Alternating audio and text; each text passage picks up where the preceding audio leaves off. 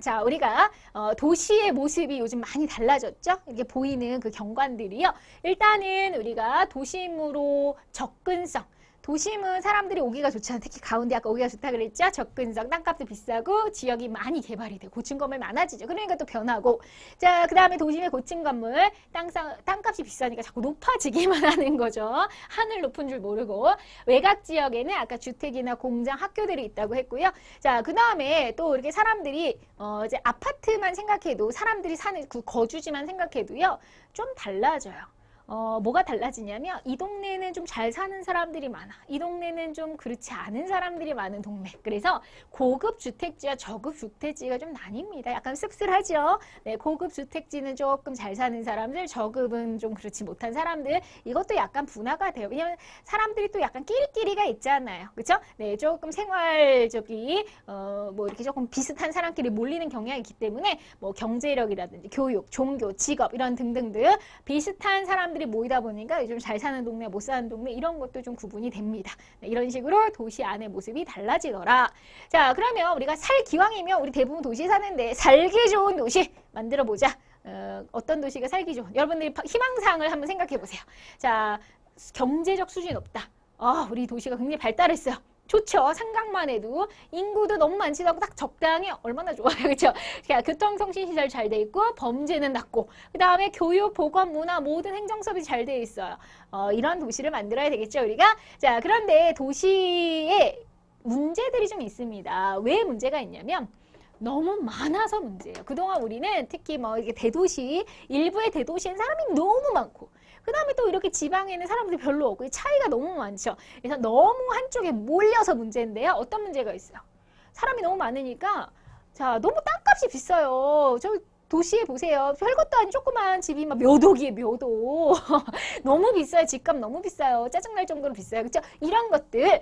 그리고 이렇게 또 사람이 많으니까 그 집이 부족하니까 그런 거죠. 그러니까 이제 값이 계속 올라가는 거죠. 주택이 부족하다는 거. 그리고 차가 너무 막히죠. 사람 많으니까. 교통 문제, 그리고 범죄도 많아요. 쓰레기도 많고 이런 환경 문제. 네, 그러면서 여러 가지 이런 문제들. 도시에는 사람이 많아서 그런 거 해결하려면 자, 일단은 주택이 부족하니까 더 많이 만들어야 되겠죠. 기왕이면 이제 신도시 같은 거 많이 만들어서 사람들이 좀 빠져나가게 하면 더 좋겠죠. 기왕이면 만들었는데 사람들 이사도 갈 수 있게끔 도시도 뭐 낙후된 건 재개발하시면 되고요. 주변 지역으로 분산할 수 있게. 그다음에 쓰레기 분리수거, 그다음에 우리가 신재생에죠. 뭐 재활용을 많이 활용한다거나 이런 것들도 이제 방법이 되겠죠.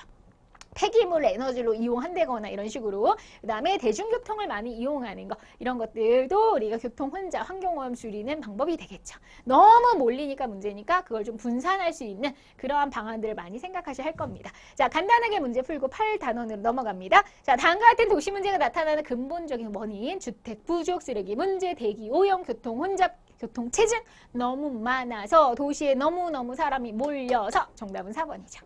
자, 2번 다음 가에 들어갈 말로 옳은 거. 농촌의 인구가 도시로 이동하는 거 뭐라고 하지? 네 글자 이촌향도라고 하지. 그렇죠? 우리가 한창 개발할 때 그렇게 사람들이 많이 몰렸죠. 이촌향도 아까 가속화다는 게였습니다. 자, 3번 다음에 설명하는 지역은 교통이 편리해서 땅값이 비싸다. 유동인구는 많고 막 왔다 갔다 하는 사람 많아. 상주인구는 적지만 관청은행, 백화점, 대기업, 본사 이런 고층 빌딩이 많이 있는 중요한 업무들을 하고 있는 가장 가운데 도심이야. 정답 1번이죠. 자, 4번. 다음에 해당하는 현상. 산업화에 따라 농촌 인구가 도시로 몰려요.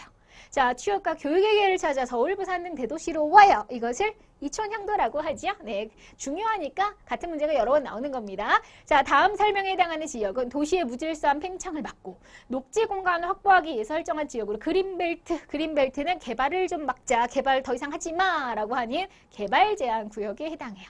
자, 그 다음 6번. 다음에 설명하는 것은 중심 도시의 주거, 공업, 행정 이런 다양한 도시의 기능을 분담, 나누자. 자, 서울 주변의 성남, 안산, 성남 우리가 인구를 좀 나누기 위해서 주거 기능, 그다음에 안산은 공업단지가 있죠. 그 공장지대가 있어서 공업 기능을 나누는 이런 거를 위성 도시라고 하죠. 그렇죠? 자, 정답 2번. 네, 자, 그다음 8단원 넘어가겠습니다. 자, 8단원은요. 이제 개인과 사회생활이라고 하는 주제입니다. 네, 제 말이 빠른가요? 네, 자, 그래서 충분히 빨리 해도 되는 그런 간단한 내용이기 때문에 빨리 하는 거예요. 자, 개인과 사회생활은요. 우리 인간은요. 태어날 때는 혼자 태어나죠. 응애 하고 나 혼자서 이 세상에 딱 나왔지만 태어나면서 엄마 아빠를 만나고 친구들을 사귀게 되고 형제자매가 있고 이런 식으로 우리는 늘 사람들과 어울리면서 살아갑니다. 그래서 인간은 사회적인 동물이다. 절대 혼자 살 수 없어요. 자, 우리 사람인자, 한자로 사람인자가 이렇게 씁니다. 그렇죠? 얼마나 쉬워요. 여러분 다 아는 그 사람인자. 자, 이거 왜 이렇게 만들었냐면 사람 두 명이요. 기대고 있는 모습이래요. 인간은 항상 서로서로 기대면서 살아가기 혼자서는 못 살잖아요. 그러니까 사람은 벌써 사람끼리 기대는 거다라고 글자가 나왔어요. 이 글자에서도 아, 우리 인간은 혼자서는 살 수 없구나라는 걸 보여줍니다. 자, 그러면 우리 개인과 사회생활에서 자, 처음에 딱 응애 하고 태어났어요. 처음에 태어났을 때 동물이랑 다를 바가 없습니다. 밥 달라고 울고 똥 쌌다고 울고 그쵸? 네, 먹을 거 달라고 울고 진짜 맨날 울어요. 그쵸? 동물과 다를 바가 없는데 자, 근데 조금씩 이제 엄마 아빠가 가르쳐 주시죠. 젓가락질은 이렇게 하는 거야. 인사는 이렇게 해야 돼. 우리 화장실은 이렇게 가리는 거야. 인사는 이렇게 뭐 이런 거 다 배우잖아요. 그쵸? 자, 이런 것들을 우리가 사람들이 살아가면서 우리 사회에 어울리게끔 하나하나 배워가요. 그래서 어느 순간 우리가 대한민국에 사는데 크게 문제가 없게 됐죠. 여러분 정도면 이제 크게 문제가 없죠. 웬만큼 살아갈 수는 있습니다. 기본적인 예의범절도 아시고 자, 이 세 글자 이거를 사회화라고 합니다. 이 사회에 적응하기 위해서 하나하나 다 배우셨어요. 태어날 때부터 엄마 안녕하세요 하고 태어나는 사람은 없어요. 그렇죠? 다 태어나서 배운 겁니다. 여러분 태어나면서부터 막 젓가락질을 써요. 아니잖아요. 다 배웠어요. 배워서 알게 된 거고요. 자, 이걸 세 글자로 사회화라고 합니다. 자, 그래서 사회적인 존재로 우리는 성장했다. 자, 그러면 이렇게 사회화가 필요합니다. 모든 인간 사회가 필요한데 왜요? 자, 내가 태어났어요. 태어나서 자, 이렇게 배웠어요. 엄마 아빠한테 가르침을 받고 뭐 선생님한테도 배우고 그러면서 아, 이제 점점 나는 한국 사람이구나. 소속감이 생겨요. 그렇죠? 왜냐면 이제 한국 사람들과 대화도 되고 그러니까 뭔가 나는 한국인으로서의 소속감이 생기죠. 그러면서 잘하면서 나에 대해서 알아. 아, 나는 그래 요런 걸 내가 좀 잘하는구나. 아, 근데 내가 요런 거는 좀 잘 못하는구나. 내가 사회는 좀 잘하는 것 같은데 내가 그림이나 노래 이런 거 좀 약하는 것 같아. 이렇게 나에 대해서 알아가죠. 내가 어떤 사람인지 성격은 어떤지 이렇게 해서 자를 찾아갑니다. 그래서 나는 누구인가? 나는 어떤 사람인가 이런 거를 사실 우리 뭐 청소년기 사춘기만 돼도 이제 어느 정도는 아시죠? 네, 그것이 이제 자아 정체성이 형성된다고 표현하는 거예요. 그래서 우리가 이런 사회화를 통해서 우리가 사회의 구성원으로 대한민국의 일원으로 성장하면서 자아 정체성이 형성이 되고요. 그리고 여러분들도 언젠가 결혼해서 자식을 낳으시면 똑같이 합니다. 야, 이 젓가락 이렇게 하고 인사 이렇게 해야지. 뭐 이러면서 똑같이 엄마 아빠가 했던 거 똑같이. 그 다음에 걔는 또 그 후손들한테 계속 대대손손 이러다 보니까 대한민국의 문화가 되는 거죠. 그렇죠? 전통이 되는 거고요. 이 사회가 유지가 되는 거죠. 이 사회가 우리 다음 세대에 계속 전달되면서 자, 우리 사회가 유지되고 발전됩니다. 자, 그러면 우리가 어릴 때만 사회화를 하나요? 자, 어릴 때 배우면 다 배우는 거예요? 아니에요. 요즘은 어른이 돼서도 계속 배울 게 있어요. 세상이 자꾸 빨리 바뀌어요. 제가 스마트폰을 한 몇 년 전에 샀을 때 처음에 이거 어떻게 소리 줄이는 법도 몰랐어요. 계속 소리가 나는 거예요. 수업 중에. 근데 그 전에 스마트폰 전하고 좀 뭔가 다른 게 있었어요. 그거 제가 학생들한테 물어봐가지고 일주일 동안 배웠어요. 아, 이거 뭐 하나하나 어플은 어떻게 하는 거, 카톡은 어떻게 보내는 거. 네, 아유, 그거 하나 배우는 것도 힘들더라고요. 지금은 잘하지만. 네, 그래서 우리가 어른이 됐는데도 계속 뭐 배울 게 많아요. 왜? 세상 끊임없이 변하니까. 어른이 됐는데도 또 배운다. 이것을 우리가 재사회화, 다시 배운다. 재사회화라고 합니다. 그래서 예를 들면 어른인데도 컴퓨터를 배운다. 어른인데 영어학원을 다닌다. 군대 갔더니 새로운 거 알려줘. 이미 군대 갔을 때 나이가 20살은 되잖아요. 그러니까 성인인데 또 뭘 배워. 이런 게 다 재사회라고 합니다. 새로운 거를 적응하기 위해서 다시 뭔가 배우는 거, 성인인데도 다시 뭔가 배우는 거, 직장에서 새로운 업무를 배운다. 아니면 군대에 가서 새로운 걸 배운다. 그 다음에 교도소, 범죄자들이 교도소 가면 또 새롭게 나쁜 짓 하지 마. 이렇게 착하게 새로운 거 막 배우잖아요. 이런 것들을 다시 뭔가 배운다. 재사회라고 표현을 하시는 거예요. 그래서 우리가 어릴 때만 사회하는 게 아니라 나이 먹어서도 끊임없이 앞으로 더 배울 게 많습니다. 그렇죠? 네, 그래서 이런 재사회가 많을 거다. 지금도 여러분들이 지금 좀 어르신들도 계실 거예요. 저보다 더 연배가 많으신 이제 검정고시를 준비하시는 분들, 자 뒤늦게 배우시는 거 멋있습니다. 그죠? 그냥 현실에 안주하는 것보다 멋있는 것 같아요. 계속 뭔가를 배우시고 끊임없이 도전하는 그 모습 아름답고요. 기왕이면 또 합격까지 하셔야 되겠죠, 그렇죠? 자, 그래서 이게 재사회화라고 할 수 있는 거고요. 자, 그러면 누가 나를 이렇게 사회화를 시켜주는가? 그 사회화 시켜주는 것을 사회화 기관이라고 합니다. 사회화, 아까 좀 교육이 필요하다고 그랬죠. 배워야 된다고 그랬는데 누가 시켜주는가? 자, 근데 그 사회화 기관 중에서 좀 끈끈해요. 친해요. 아주 가까워요. 이런 걸 1차적 사회화 기관이라고 하고 조금 가깝지 않은 좀 딱딱하고요. 조금 형식적이고요. 네, 좀 어렵고요. 2차적 사회화 기관. 자, 그럼 태어나서 생각해보세요. 태어나서 누가 알려줘요? 엄마, 아빠가 친절하게, 그쵸? 네, 그 사랑으로 가정이 가장 기본적인 사회화 기관입니다. 가장 1차적이고 가장 기초적인. 3살 버릇 8까지 간다고 그러죠. 가장 기초적인 교육은 가정에서. 그리고 이제 친구들하고도 막 소꿉놀이 하면서도 배우고요. 자, 이런 또래 집단은 우리 청소년기. 우리 사실 아이들이 어릴 때는 부모님밖에 몰라요. 엄마 아빠는 칭찬받는 거 이런 거 되게 좋아합니다. 근데 어느 정도 이제 한 초등학교 요즘 고학년만 돼도 이제 엄마 아빠하고 안 놀라고요. 그리고 맨날 친구. 엄마 아빠가 서운해하죠. 그렇죠? 네, 친구 무조건 고민 상담 친구랑 하고. 자, 그래서 우리 청소년기에는 또래 집단 참 좋아합니다. 그게 굉장히 가깝죠. 1차죠. 그러다가 이제 2차적인 사회기간은 조금 이렇게 이런 정까지 느껴지지 않는데 학교는 아예 가르치는 게 목적이잖아요. 아예 대놓고 가르치는 공식적이고 체계적인 곳입니다. 체계적인 사회기관이고요. 그 다음에 회사 가서도 배우고 나중에 여러분은 뭐 텔레비전 보시다가도 배웁니다. 네, 하다못해 드라마나 아니면 요즘 요리 프로도 봤는데 요리 프로 보면서 저렇게 요리는 저렇게 하는 거구나 이런 것도 배우는 거예요. 자, 그래서 대중 매체도요 나에게 어떠한 가르침을 줄 수 있습니다. 오락 기능도 있지만 나도 모르게 저런 정보도 얻고 이러면서 배울 수 있어요. 이런 거 2차적 사회 기관이에요. 사회화 기관 구분해서 1차적 사회 기관 뭐 가정이나 또 2차적 학교 이런 거 좀 구분해 주시고요. 자, 그러면 지금 이 검정고시 수업을 듣는 학생들은 사실은 청소년기 학생들이 많죠. 그렇죠? 네, 그래서 청소년기 중학생이 원래 청소년이잖아요. 그렇죠? 그래서 지금 우리가 중조를 준비하니까 자, 우리 청소년기가 상당히 중요합니다. 청소년기는 이제 별명이 많아요. 자, 애도 아니에요. 얼라도 아닙니다. 그것도 어른도 아니에요. 근데 자꾸 어른 행세를 하려고 하죠. 뭔가 애기는 아니니까 뭔가 어른 흉내를 내려고 하는. 그래서 어른으로 넘어가는 중간 단계 과도기다 이렇게 얘기하고요. 애도 아니고 어른도 아니고 뭔가 애매해요. 네, 주변에 겉돈다 주변인이라고 하고요. 그리고 또 반항심. 엄마가 뭐라고 하면 막 됐어 막 이러면서 짜증내고 엄마가 밥 먹어라 그러면은 막 그냥 네 알았어 이러면 될 거를 알았단 말이야 막 이렇게 막 괜히 짜증내죠. 막 이유 없는 저도 해봐서 좀 알아요. 그때는 중학교 1학년이었던 것 같은데 그때 이렇게 엄마한테 짜증을 냈는지 지금에 와서는 굉장히 좀 반성이 되고 미안한 마음이 드는데 그때 괜히 막 신경질 내고 엄마가 제일 좋으니까 그렇죠. 그렇죠? 이유 없는 반항이. 네, 그래서 질풍노도의 시기 그때 막 감정도 막 이랬다 저랬다 막 격하게 변합니다. 그래서 그걸 질풍노도의 시기다 이렇게 얘기하고요. 거센 이제 파도와 같다 마음이. 그리고 심리적인 이유기다. 이제 그런 식으로 별명들이 있습니다. 그래서 일단은 돈은 없어요. 독립은 하고 싶어요. 그렇죠? 그게 이제 청소년기라는 거예요. 그래서 심리적으로는 경제적으로는 독립 못 합니다. 그렇죠? 뭐 돈이 어디 있어? 어떻게 나가 살아요? 그러니까 경제적으로는 안 되는데 심리적으로는 자꾸 어른들한테 부모님으로 독립하려고 하고 이러한 걸 얘기하는 거예요. 그리고 뭔가 이제 적극적이고 뭔가 해보려고 하는 그런 꿈도 많이 꾸고, 그렇죠? 네, 그런 점도 있고요. 그 다음에 약간 뭐 반항적인 것도 있고 이런 성향이 청소년기입니다. 근데 청소년기가 중요한 게 아직 성인이 되기 전이니까 준비 단계예요.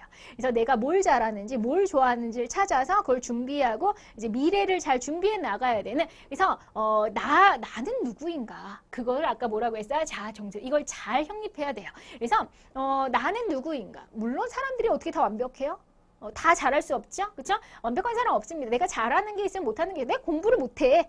뭐 노래를 잘하는 거 있지 않나요? 그러니까 나의 장점을 찾으셔야 돼요. 그래서 나는 아무것도 못하는 사람이야. 이러지 마시고 긍정적인 걸 찾아서 미래를 준비해야 되는 거죠. 그래서 긍정적인 자아 정체성을 갖는 게 굉장히 중요합니다. 그래서 자기에 대해서 이제 긍정적으로 자꾸 생각하시려고 하고요. 완벽한 사람들은 없다는 거. 자, 태어난 건 다 이유가 있다고 그러죠. 그렇죠? 항상 그런 친구들이 있어요. 선생님 저 왜 태어났는지 몰라. 나 잘하는 것도 없고 좋아하는 것도 없어요. 이유가 없는데 왜 태어났겠어요? 다 이유가 있는 거죠. 아직 못 찾으신 거야. 찾으시면 됩니다. 아셨죠? 자, 그래서 긍정적인 자아 정체성을 형성하시고요. 그 다음에 우리가 사람은 절대 혼자 살지 않죠. 여러 사람들과 어울리기 때문에 자, 사람들과 이런 관계로 살아갈 세 가지 관계인데 사회적, 상호적이요. 때로는 우리는 서로 도와요. 으쌰 같이 잘해보자. 협동이죠. 그리고 때로는 내가 너보다 시험도 잘 볼 거야. 그렇다고 친구가 적은 아니잖아요. 그렇지만 아니면 달리기 시합에서 내가 1등 해야지. 그렇죠?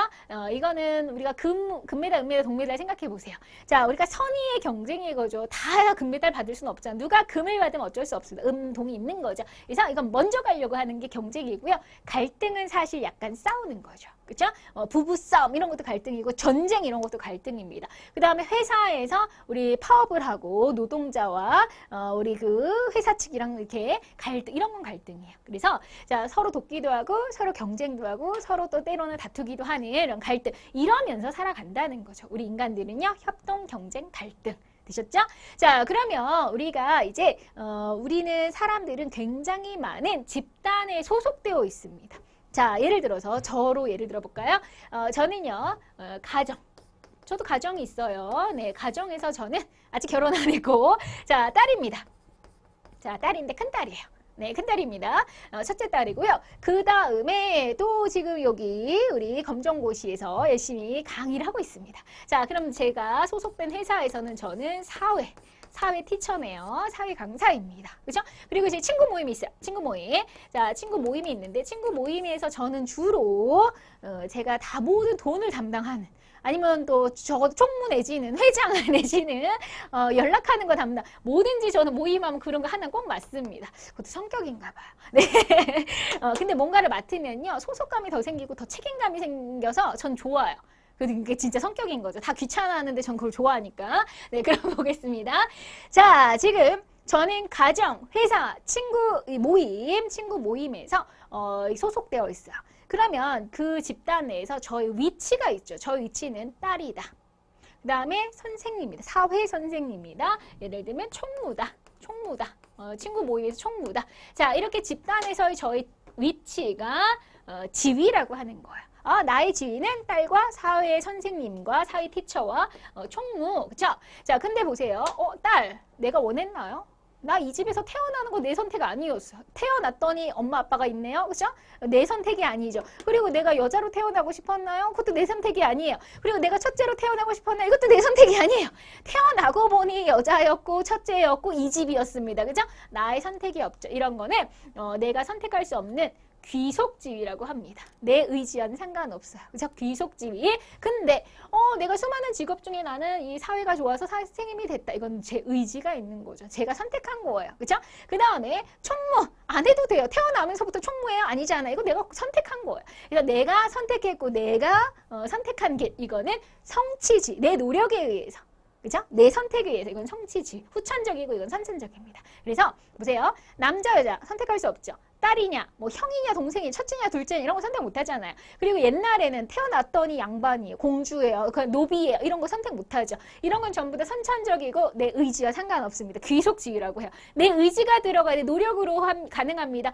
경찰, 선생님, 의사, 대학생, 대학 안 가도 돼요. 그렇죠? 근데 갔으니까 이건 선택이라고 보는 거예요. 그 다음에 어머니. 자, 어머니가 선택이에요? 네, 선택이에요. 자, 사위, 며느리 이것도 선택이에요.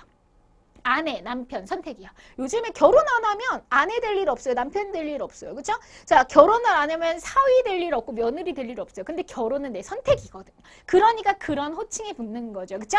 자, 그리고 결혼을 했어도 요즘에 애 안 낳아도 돼요. 근데 애를 낳는 것도 부모의 선택인 거죠. 애 낳기로 했으니까 아버지가 되고 어머니가 되는 거예요. 이거는 전부 다 내가 선택해서 된 거예요. 그렇죠? 선택 안 하면 될 일이 없는 일이잖아요. 그래서 이런 걸 다 성취지위라고 합니다. 자, 귀속지위, 성취지위, 지위고요. 자, 그럼 생각해 보세요. 우리는 지위에 사람들이 기대하는 게 있어요. 그냥 단순하게 딸? 그럼 효도해야지. 딸이니까. 그쵸? 첫째야? 그것도 첫째야? 그럼 좀 더 책임감 있게. 그쵸? 그 다음에 사회 선생님? 사회 잘 가르쳐야 되겠네. 총무야? 돈 관리 잘해라. 이렇게 하겠죠. 그쵸? 자, 우리가 상식적으로, 예를 들면, 그러면 학생이면 공부 열심히 해라. 뭐 이런 거. 그쵸? 가수면 노래 잘해야겠네? 이렇게 우리가 당연하게 생각하는 거. 그걸 역할이라고 합니다. 누군가는 다 지위가 있잖아요. 그 지위에 따른 역할이 있는 거죠. 그죠? 그래서 이런 걸 역할이라고 하고요. 근데 이럴 수가 있어요. 제가 오늘, 자, 이 수업이 있어요. 수업이 있는데, 갑자기 집에서 엄마가 아프다고 빨리 들어오라고 연락이 왔어요. 그리고 오늘 친구들이 모임이래요. 그러니까 오늘 꼭 나와? 이렇게 한 거예요. 어떻게 해요? 이게 다 오늘 저녁에 해야 될 일이에요. 수업도 있고 집에서는 빨리 엄마가 아프다고 오라고 하고 그 다음에 친구 모임이 있고 자 제가 몸이 3개가 아닌지라 선택해야 됩니다. 선택. 고민을 하겠죠. 이걸 해야 되나? 집에 가야 되나? 수업을 해야 되나? 아니면 친구를 만나야 되나? 고민을 할 겁니다. 물론 이건 사람마다 달라요. 근데 어머님이 너무 아프시면 집에 가겠죠. 그렇죠? 네, 어쩔 수 없이 너무 긴박한 상황이라고. 그런데 뭐 그 정도까지 아니라면 일단은 공적인 약속인 뭐 회사에서 수업을 먼저 하고 그다음에 뭐 친구는 모임 어차피 노는 거니까 나중에 미루고 그다음에 이제 집에 가고 뭐 이런 식으로 자기에게 중요한 걸 중심으로 해서 이제 우선순위를 정하겠죠. 네, 그런 식으로 우리가 지금 모든 사람은요. 지위가 여러 개. 저 보세요. 저만 해도 지위가 지금 3개. 사실 더 있죠. 모임 더 많으니까. 그러니까 최소한 지위가 여러 개고 그러다 보니까 해야 될 일이 여러 개. 역할끼리 뭘 먼저 해야 될까? 예를 들어서 볼게요. 자, 어떤 여자가 있습니다. 자, 어떤 여자가 있는데 애 엄마예요. 애 엄마고 그 다음에 그 한 집안의 며느리입니다. 거기다가 회사도 다니고 있어요. 직장. 자, 근데 승진하고 싶어. 야근을 해야 돼요. 근데 지금 시어머니께서는 빨리 들어와서 집안일을 해라. 며느리로서 집안일을 해야 그럽니다. 근데 또 아기가 엄마를 간절히 찾고 있어요.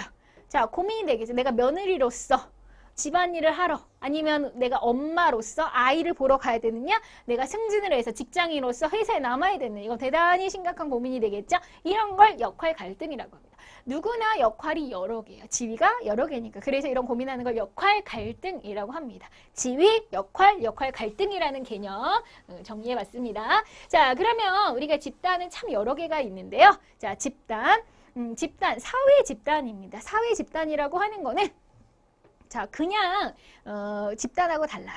집단이라는 건 사람들이 모여있으면 집단이라고 하는데 사회 집단은 조금 다른 게 자, 세상에서 제일 재밌는 구경이 2가지가 있다고 하죠. 싸움 구경, 불구경.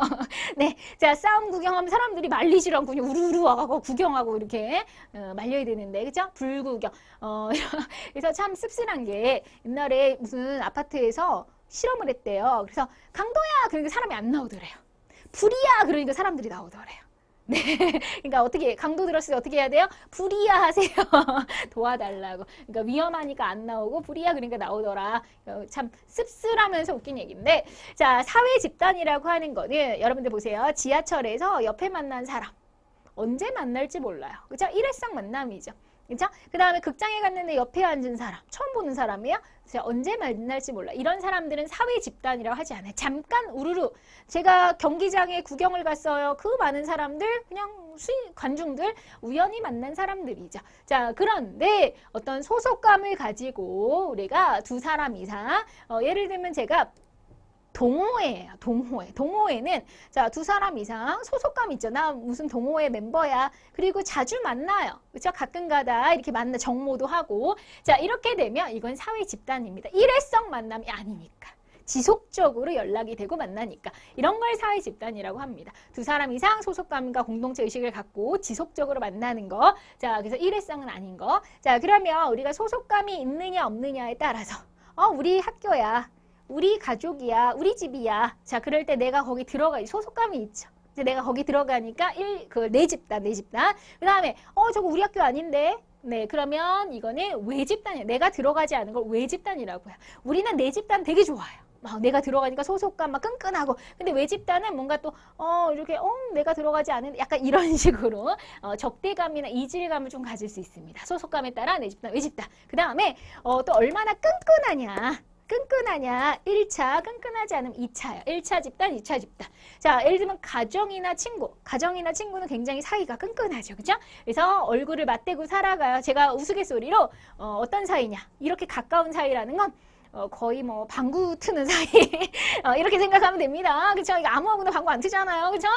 뭔지 알겠죠? 그 정도로 가깝다는 거죠. 얼굴을 맞대고 살아가는 직접적이고 대면적적 친밀하고 굉장히 인격적인 관계다. 그렇지만 우리가 뭐 학교나 직장이나 뭐 정당 뭐 이런 관계는 사실 어떤 좀 끈끈하진 않죠. 어떤 목적성은 있습니다. 그래서 어떤 이유가 있어서 만나는 거, 공부를 위해서, 돈을 벌기 위해서, 아니면 어떤 정치적인 활동을 하기 위해서 이런 목적을 가지고. 목적 없어요. 가정 또래 집단이 뭐가 목적이 있어요. 그냥 친하니까 친구고, 그다음에 가족은 태어나 보니까 그냥 우리 가족이고 그냥 사랑으로 이루어진 그런 공동체죠. 그렇죠?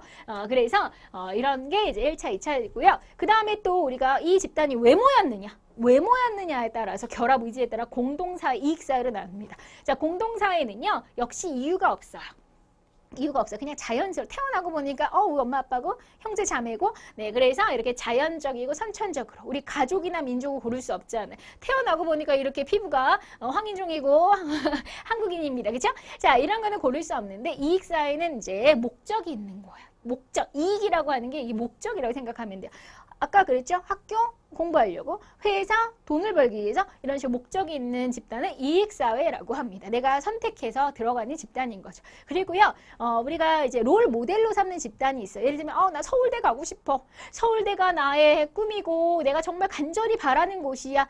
내가 기준으로 삼는 거야. 기준. 자, 이거 롤 모델, 그것을 준거 집단이라고 합니다. 자, 그런데 여러분 이제 고등학생이 막 나 서울대 가고 싶어. 그래서 서울대 갔어요. 너무 신나게 학교를 다니겠죠. 근데 정말 가고 싶은데 못 갔어요. 그러면은 이제 막 너무 재미없고 그러겠죠. 그쵸? 내가 가고 싶었던데 못 가면, 자, 그런 마음이라고 생각하시면 돼요. 그래서 소속 집단과 준거 집단이 같으면 참 즐거울 텐데, 소속 집단과 준거 집단이 같지 않다면 굉장히 좀 이렇게 재미도 없고 그럴 수 있습니다. 기준으로 삼는 집단, 준거 집단이라고 합니다. 자, 그러면 우리가 이건 약간 심한데요. 교재는 없는 내용인데, 자, 우리가 또 사회 조직이 있습니다. 우리가 수많은 사회 집단 중에서도 뭔가 굉장히 체계적인 그러한 체계성을 갖고 있으면 우리가 사회 조직이라고 하는데요. 누가 봐도 하는 일이 딱 정해져 있어요. 그걸 공식 조직이라고 해요. 예를 들어서 학교, 공부하는 곳, 회사, 그렇죠? 여러 가지 이윤을 위해서 모여있는 군대, 나라 지키는 병원, 환자 또 살리는 곳이죠. 자, 이렇게 딱 누가 봐도 하는 일이 탁탁탁탁 정해져 있는 이런 것을 공식적인 조직이라고 해요. 근데 우리가 뭐 동호회라든지 친목 모임 이런 거는 비공식 조직, 개인의 관심, 취미에 따라 모이는 건 우리가 비공식 조직이라고 합니다.